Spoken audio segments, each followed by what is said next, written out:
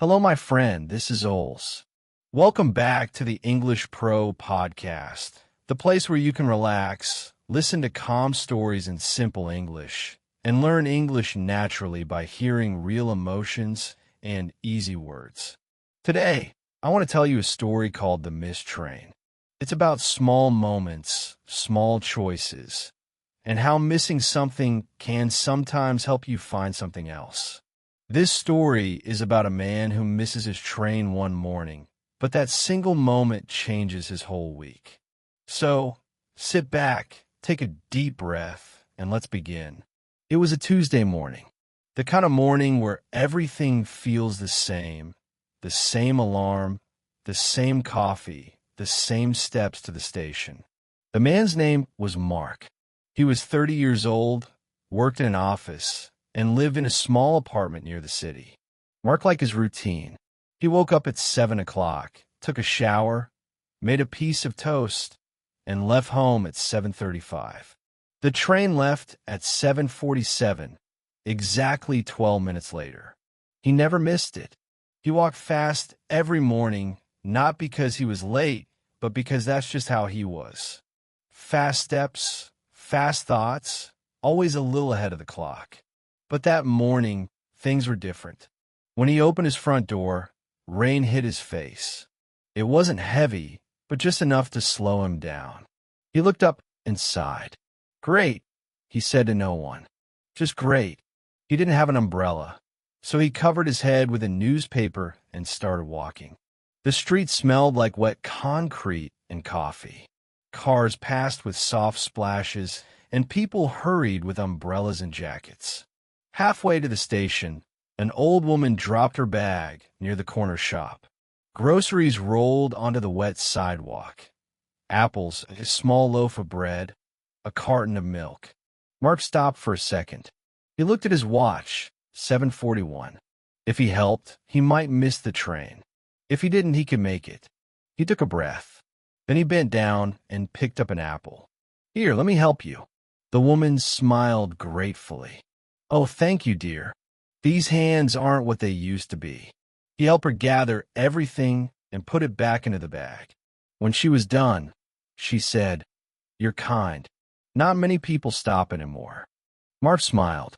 "It's okay. Have a nice day." He looked at his watch again. 7:45. He ran. His shoes splashed through puddles, his coat sticking to his arms. He reached the top of the station stairs just as the train doors closed. The sound of the engine pulling away filled the air. He stopped, breathing hard. He had missed it by seconds.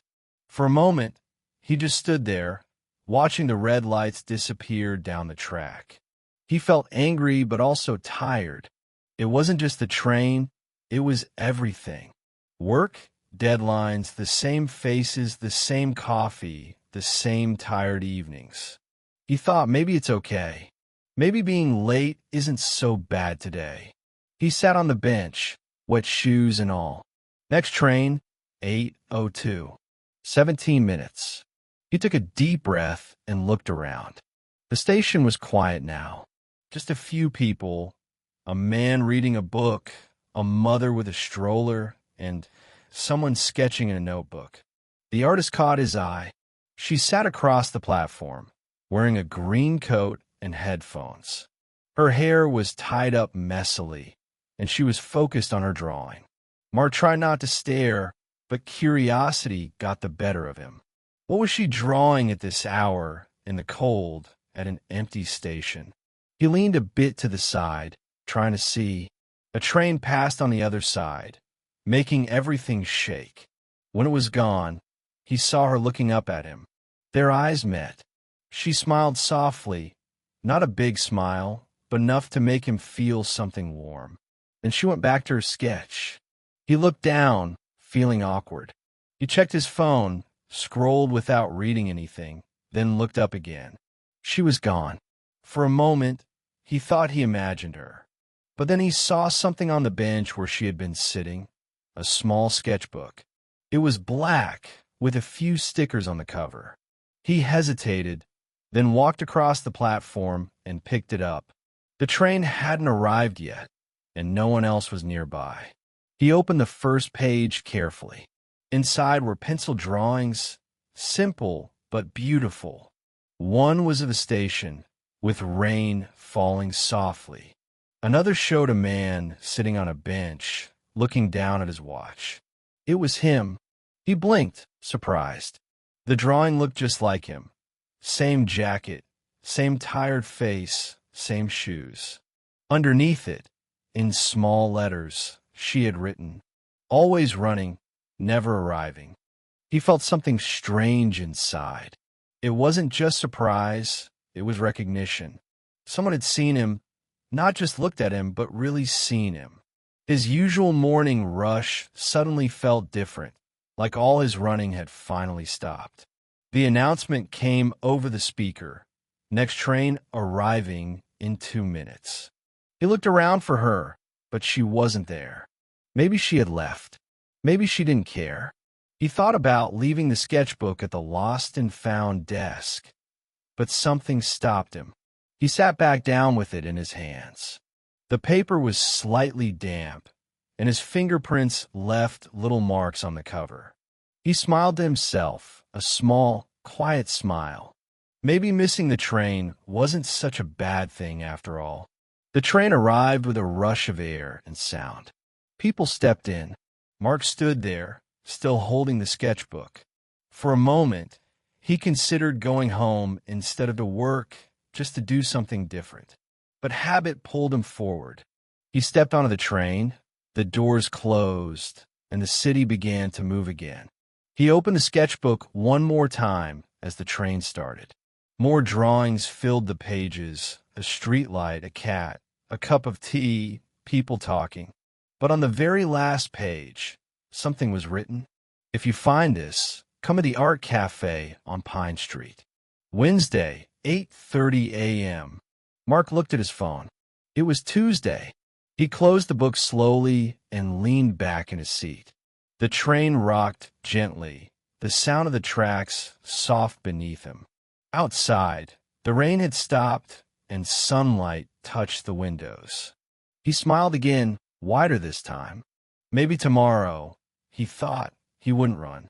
Maybe tomorrow, he would walk. The next morning, Mark woke up before his alarm. The room was still gray, quiet, the city not yet awake. For a moment, he just lay there, staring at the ceiling. The memory of the sketchbook still felt strange in his mind, soft but strong, like a dream that wouldn't fade. He sat up slowly, rubbing his eyes. The clock read 6:41 a.m. He never woke this early, but today felt different. He got out of bed and looked at the sketchbook on his desk. It was right where he left it, next to his coffee mug and the folded newspaper he used as a rain cover the day before. He picked it up again, opened to the page with the message. If you find this, come to the Art Cafe on Pine Street. Wednesday, 8:30 a.m. That was today. He smiled to himself, half nervous, half curious. He didn't even know why he cared so much. It could be nothing. Maybe the girl just wrote it for anyone, a random message. Maybe she didn't expect anyone to find it at all. But still, something in him wanted to go. He showered, dressed in a clean shirt, not the same gray one from yesterday. He even combed his hair, something he rarely bothered with. When he looked in the mirror, he looked almost like someone new. Not completely different, just more awake. He left home early, carrying the sketchbook under his arm. The morning air was cool and smelled like wet pavement and coffee beans. For once, he didn't rush. He walked slowly, watching people open their shops, dogs pulling on leashes, delivery trucks rolling by. By the time he reached Pine Street, it was 8:20 a.m. The cafe sat on the corner, small and warm-looking, with a painted sign that said canvas and coffee. Through the window, he could see art on the walls, watercolor landscapes, portraits, sketches of city streets. It looked like a place where stories lived. He opened the door. A small bell rang. The smell of espresso and cinnamon filled the air. There were only a few people inside. An older man reading a newspaper, two students with laptops, and behind the counter, a young woman with paint stains on her hands. She looked up when she saw him. Green coat, messy hair, the girl from the station. For a moment, neither of them said anything. She smiled first. "You found it." He lifted the sketchbook slightly. "I did." She laughed softly, wiping her hands on a towel. "I wasn't sure anyone would. I leave sketches around sometimes. Most people don't notice." "Well," he said, "I guess I was running late enough to notice." "Then maybe being late was good," she said, tilting her head. He nodded. "Maybe it was." She came closer, taking the sketchbook gently from his hands. "You can keep it," she said. "I have hundreds." He shook his head. "No, I can't. It's your work." "It's okay," she said. "It's already finished. The moment is gone, so the picture belongs to whoever finds it." He looked at her, a little confused but also impressed. "That's kind of beautiful," he said. She smiled again. "You look like someone who forgets to stop and look around." Mark laughed quietly. "Yeah, that sounds right." "Then maybe this is your reminder," she said. "To stop running? To live," she said simply. There was silence between them. Not awkward, but soft calm. He ordered a coffee, and they sat down near the window. The morning light poured in like gold, touching the edge of the table, making the steam from the cups look like smoke from a candle. They talked for a while, about small things first. Music, favorite streets, strange people they'd met. Then about bigger things, how she painted to remember moments, and how he worked so much he forgot them. Her name was Anna. She had been drawing since she was 12. Every morning, she went to different places, stations, markets, bus stops, and drew what she saw. "People are stories," she said, "but most of them are too busy to realize they're part of one." Mark looked down at his coffee. "That's true," he said. "I think I forgot mine." Anna tilted her head, then started a new one. He looked at her and smiled. For the first time in a long time, he didn't feel tired. He didn't feel like he was chasing anything. He just felt there. Hours passed like minutes. They talked until the cafe filled with noise and people, until the barista started turning off lights one by one. When they finally stood up to leave, it was already afternoon. "Same time tomorrow?" she asked, half joking. He smiled. "If I don't miss my train." She laughed. "Maybe you should." He walked home with the sketchbook under his arm, still smiling. The city felt different, not faster or slower, but alive. He saw colors he never noticed before, sounds that had always been there, but now felt new. When he reached his apartment, he placed the sketchbook back on his desk. He opened it to the last page again. The lines still read, "Always running, never arriving." He picked up a pen, thought for a moment, and wrote just below it. Finally stopped. Finally found something worth arriving for. He closed the book and set it down. Outside, the evening sun filled the room with orange light. He stood by the window, watching trains pass in the distance. He didn't feel the need to catch one anymore. For the first time in years, he wasn't running, he was just living. This was the missed train told by Oles. Thank you for listening, and remember, sometimes the things you miss lead you exactly where you need to be.